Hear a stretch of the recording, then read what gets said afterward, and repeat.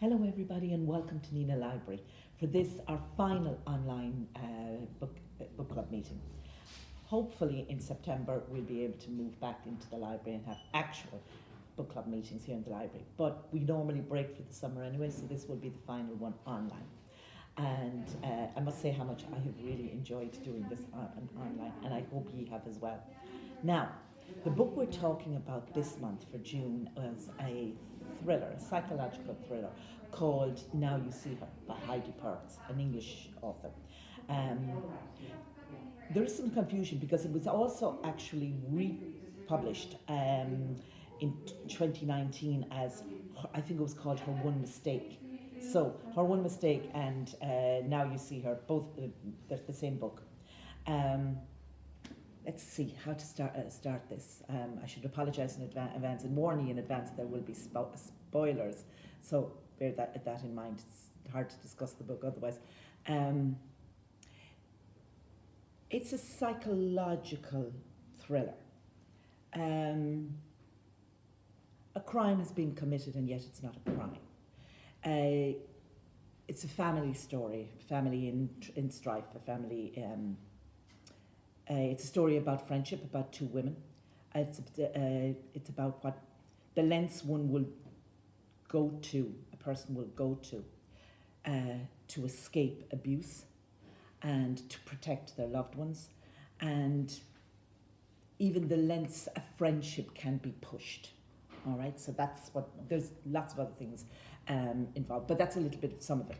It's not, there's very little violence in it. It's not a book that, it is a page turner, but it doesn't have a lot of violence. It's more, that being said, there are some genuinely chilly moments in it. Chilling moments in it. They're, you know, when you would be at the edge of your seats. The other thing is, and I've often felt this, just because a trope or a theme has been done before, just because there is a genre of books, it doesn't necessarily, and just because a reader can figure out the plot, that doesn't necessarily mean that the writing is weak or that the book isn't good. Right? I think this is a very good book, a very enjoyable book of the genre. And the genre is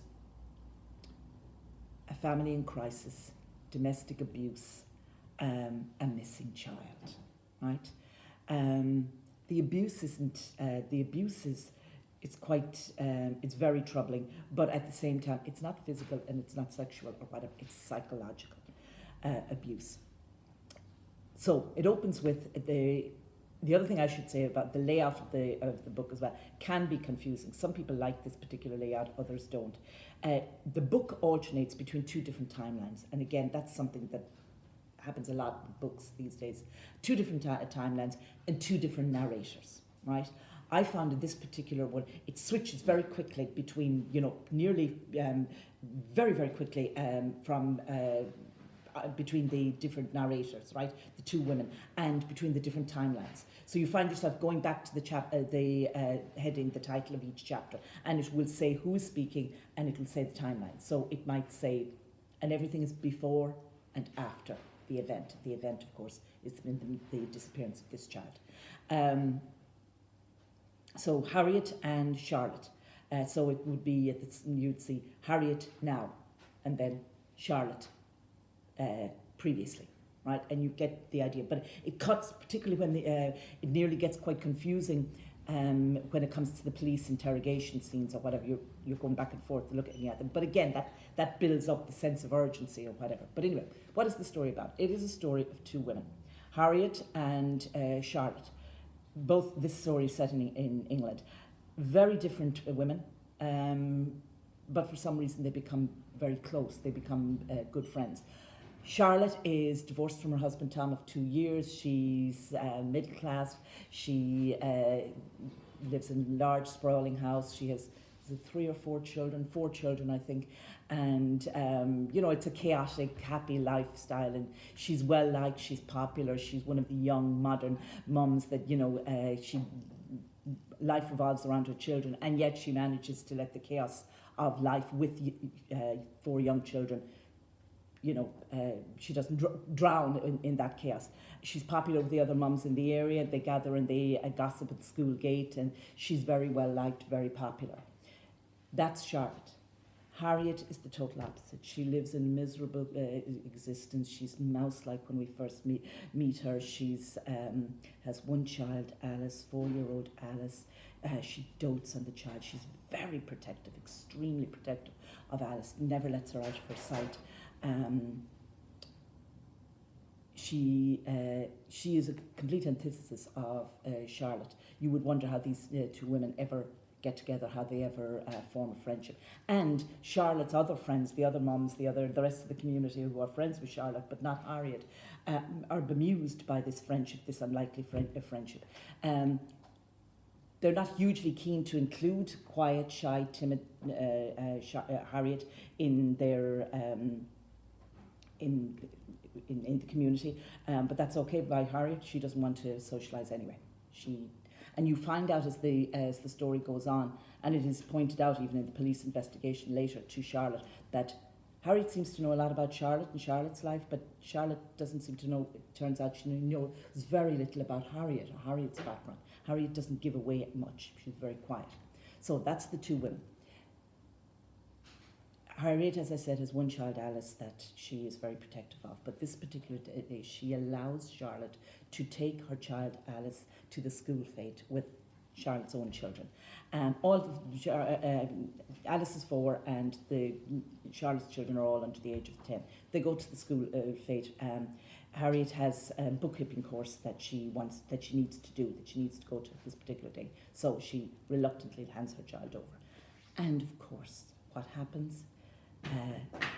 A child goes missing. Alice goes missing under Charlotte's watch. And it turns out the school fete, all the children go on this jungle gym type obstacle course, inflatable obstacle course or whatever. And there's a great sense of build up and suspense when it finally dawns that all the children come back out. They all go in together. The older children take Alice with them, and they all come back out at the end of the ride, except Alice. And minutes pass, and there's no sign of Alice emerging. And the gradual sense of mounting panic, and Charlotte dives into the obstacle course herself. No sign of Alice, and she tries to come to terms with the fact that it's not just that Alice is hiding or whatever, or that she's misplaced or whatever, but that Alice seems to be gone. And then the warnings over the tannoy system about where is this child or whatever, and then the horror and the dread. Can you imagine it when Charlotte has to face the fact that Alice is gone, and the police have to be called, and Harriet has to be told. And anyone with an ounce of imagination, whether you're a mother or not, can put yourself in the shoes of either Charlotte losing a child on her watch and it not even being her child, and Harriet having given over care of her beloved child, her only child, and the one time she did it, the child is missing. So the first half of the book deals with where's the child, finding Alice, how did the child happen. The friendship irrevocably breaks down, of course. There's no communication between the two women. What I found very interesting as well about it is, and of course it's thoroughly modern in this way, the community piles into this. Of course it's front page news, and the community piles in. But very quickly, Charlotte becomes the focus of attention. The child was lost on her watch, and of course, a thoroughly modern twist to it. It is quickly discovered that briefly, while the children were in the obstacle course, Charlotte checked her phone. She checked her phone messages, and she checked her Facebook messages. She took her eye off the child. Now you see her. Now you don't. So Charlotte overnight becomes shunned. The community pile under pressure, and there's comments about her on social media or whatever. She loses gradually her friendship with all of the mums, and they all turn her. They look at her suspiciously. They blame her for momentarily dropping the ball, as it were, and going on social media, not checking the child. And she becomes more and more isolated, Charlotte does. The police investigation continues. family liaison officer is appointed to the family, the Hodder family, Harriet's family, Harriet and her husband Brian, and moves into the house with them. You realise quite quickly once you're in Harriet's home that, and this is where the abuse is, that Brian, there's something wrong with Brian, her husband. He is a genuinely nasty creature, but it's all done, this overused term nowadays, gaslighting. It's all done surreptitiously. I can't understand how the family liaison an officer doesn't pick up, and it sometimes doesn't query it a little bit more, whatever. But it turns out that over the years, he is obsessed with his wife Harriet. He is obsessed with keeping her under his thumb. The reason they don't socialise is because he absolutely forbids it. There have been only one or two maybe incidents of violence or whatever, but the violence is mainly psychological. He threatens her constantly that, she's not, maybe she has mental illness, because it turns out that her mother was a very anxious person, and her mother was very overprotective of Harriet herself as a child, and her mother did have some mental issues. So he knows this, and he's constantly stripping away any contact she would have with people. And he does allow her access to a phone, he does allow her to go out, she works part-time or whatever, but not to socialise with people, not to have friends, anything like that. He's constantly trying to make out that she could be like her mother. He doesn't want to have to tell the doctor these things about her.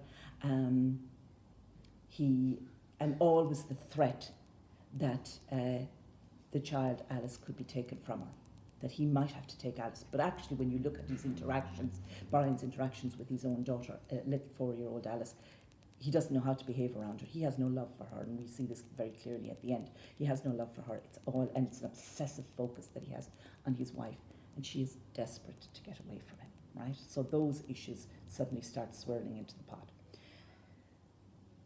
Then the book jumps to the second half of the book. You realise it's something totally different has happened, and it's quite a shock. And you read about the disappearance of Alice, and you think, wow, I didn't expect that, and the police investigation or whatever, and how the book finishes up, and how Harriet gets away from Brian.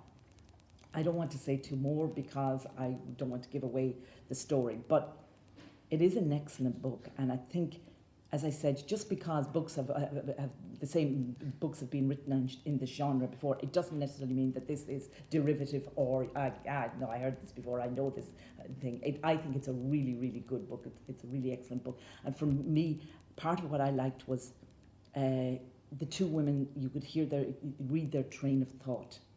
And I thought it was very, very interesting, particularly towards the end of the book, Charlotte, who was eventually cleared, although Charlotte has her secrets and Charlotte keeps her secrets. And Harriet tests her friendship with Charlotte to the limit, and Charlotte does come through. But there's no friendship after that. But towards the end, when Charlotte is talking about it, and she realises she never looks at the community, she never looks at those people she knew, her friends, the same way again.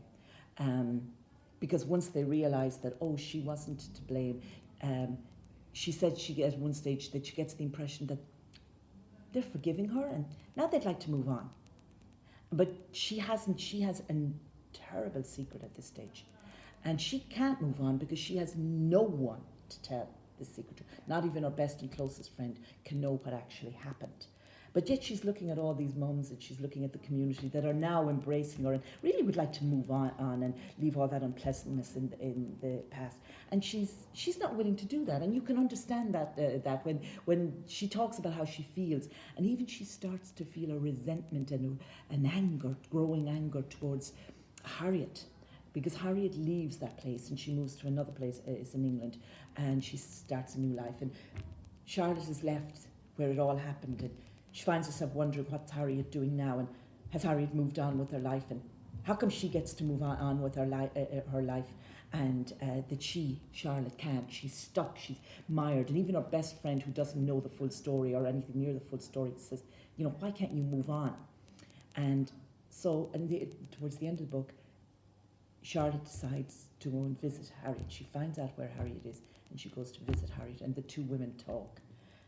And they find out a few more things, they learn a few more things, and Charlotte gradually realizes that, yes, Harriet has escaped Brian, but as she says herself, she'll never stop looking over her shoulder. Her life isn't one happy-go-lucky bubble now that she has escaped him. The scars of what happened to stay with her. She doesn't live this happy life that Charlotte thought she was now living. The two women agree to part ways. You know they're never going to meet again. And that's how the book finishes.